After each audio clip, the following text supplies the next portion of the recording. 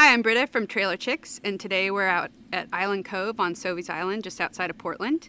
And I'm going to show you how to make great grilled pizza. We're using a gas grill today. It's an O grill. It's really great because it can fold up, perfect traveling grill. You can also use a charcoal grill, but today we'll just be using the gas. And I'm going to show you technique and some great topping ideas and see how delicious and easy it is to make pizza on your grill. There's a few ways you can do this. You can make your own dough. It's very simple to make your own dough. And you could make a lot and freeze it and then take it out when you want to use it. Or you can often buy it at many stores offer it already ready to go, and it's usually in 1 pound packages. And depending on the size of your grill, that's gonna decide how much dough you want to use. So this grill's kind of small, so I'm just gonna use half of the dough. And I have a board here with polenta on it, which is just coarse ground corn. It's gonna make it easier to pull the dough out. It's also gonna add a crispy texture when you get it on the grill. So I'm gonna take this handy pizza cutter and just cut it right in half. You wanna make sure the pizza dough sits out for about an hour outside of the refrigerator because that'll let it relax. So we're just gonna pull this dough. Just wanna make sure that the dough is getting evenly distributed and the edges are gonna be a little bit thicker for your crust. Now that I've pulled the dough out to a nice thin crust, I am going to place it on my grill that I've preheated. You want to preheat it on high and then turn it down to about medium right before you put the dough on the grill, and I'm just going to put it directly on the grill.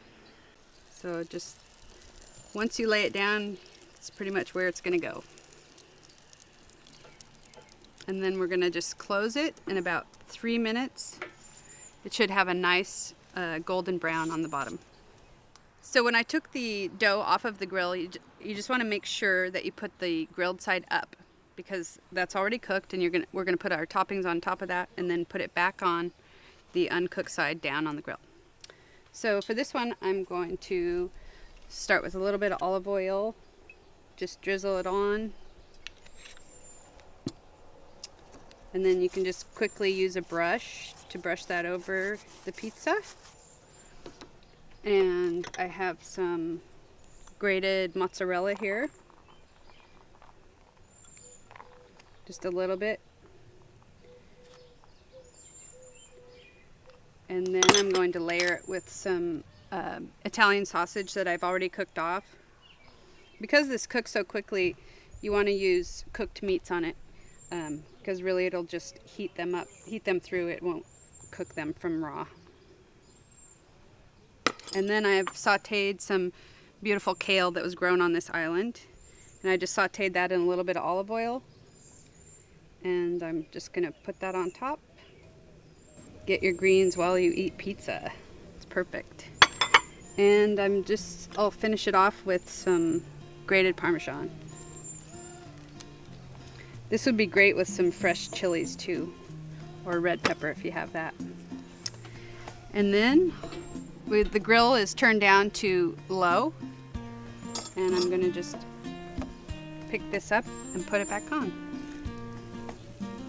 And we'll just wait for all that cheese to melt, and you wanna close the grill while it's cooking so it'll kind of be like a little oven.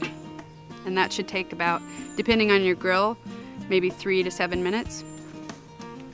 I like to bring a traveling herb garden with me because sometimes it's hard to find fresh herbs, and it's such an easy way to add so much flavor to your food. So here, not only do I have herbs, but I also have a few little lettuces. We have some chives, rosemary, a couple different rosemary plants, thyme, and then I have kind of an unusual herb, and that is spicy bush basil, they're really tiny leaves, but they pack a lot of flavor. It's been about 5 minutes, so I'm gonna check on the pizza.